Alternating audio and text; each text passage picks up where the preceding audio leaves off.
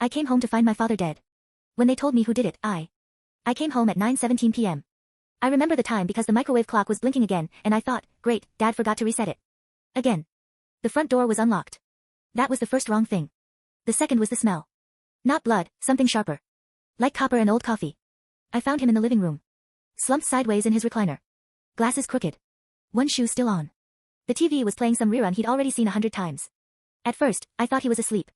Then I saw his hand. The fingers were stiff. Purple at the tips. I don't remember calling the police, but apparently I did. My phone log showed it later. 3 calls. The first one was silent for 12 seconds before I spoke. They told me it was blunt force trauma.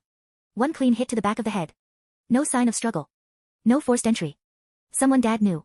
At the station, they kept asking about family. About arguments. About money. I told them about my sister, Lena. We hadn't spoken in almost a year. She accused Dad of controlling her, of ruining her life. The last time I saw them together, she screamed so loud the neighbors came outside. I hated that night. But I never thought. The detective came back an hour later. We found her fingerprints on a glass in the living room, he said. Your sister was here tonight. My stomach dropped. My ears rang. I asked where she was. He said, we're bringing her in. I sat there imagining her face. Angry. Crying. Defiant.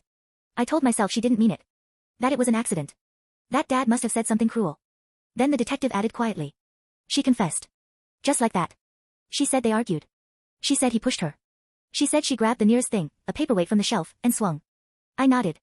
I even cried. I played the role perfectly. At the funeral, I stood next to her while she shook. I held her hand when people whispered. I told her Dad would have forgiven her. She didn't look at me once. 3 weeks later, while cleaning out Dad's house, I found something the police missed. The paperweight. Still on the shelf. No cracks. No blood. What was missing was the metal fireplace poker. I checked the garage. Gone. That's when I remembered something else. The microwave clock. Dad never forgot to reset it. I'd unplugged it earlier that afternoon, when I came by, just to check on him. And Lena. She never came that night. I poured her fingerprints onto the glass myself. I knew which one she always used. When they told me who did it, I didn't feel relieved.